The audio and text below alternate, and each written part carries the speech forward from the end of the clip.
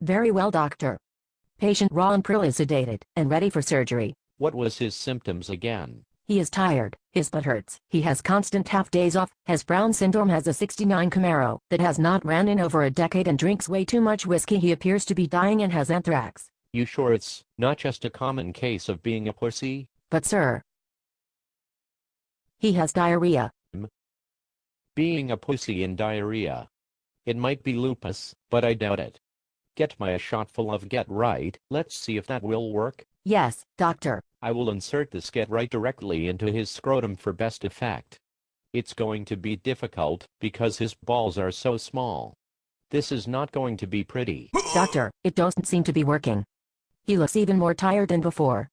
It looks like you can't give him enough Get Right to fix him. Yes, we forgot to take into account his fatness and his lack of sunlight. I think this might be permanent. It looks like he is not going to make it.